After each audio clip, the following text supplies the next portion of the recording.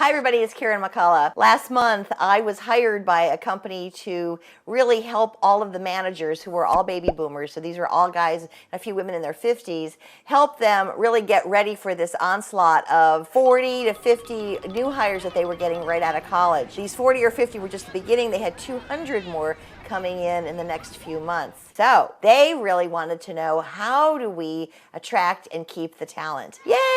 Finally I got someone who asked that question, because usually I get, how can we get these young people to conform to us? But this company wanted to know, what can we do to keep the really good, the talented people, the talent with our company? Because they know that by 2025, 75% of the workforce, are you ready for this? Y'all ready for this?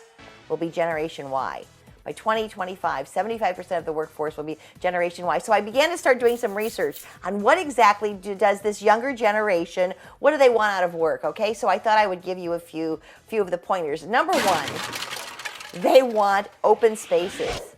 When we talk about the workforce, they don't want to work in cubicles and cubby holes. They want open spaces. And not only do they want open spaces, but they're very collaborative and they love to do team projects. They want open spaces with big tables and charts and graphs and all that technology there so that they can do research on the spot right there with their team.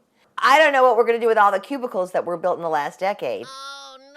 So the next change that we're seeing is that this generation wants to change up the processes, the business processes. So we had the 1, 2, 3, 4, the 5, the 10 steps to how we do something. This generation is going to want to do it in 3 steps. And how about those meetings?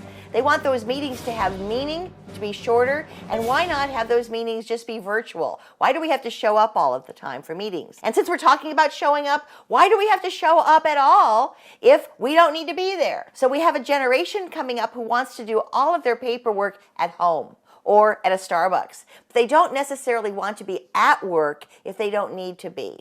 When they are doing sales presentations, interacting with clients, they don't want to do it over lunch. They want to do it in a boardroom or a very nice office where they look professional and they have their tools right at their hand. So what's going on in the workforce? It's changing, and the changes are coming. I'm so excited that clients are beginning to understand that we will be adapting and changing for this generation as they have had to adapt and change for us. This is Karen McCullough. Stay tuned for more Lessons from the Road.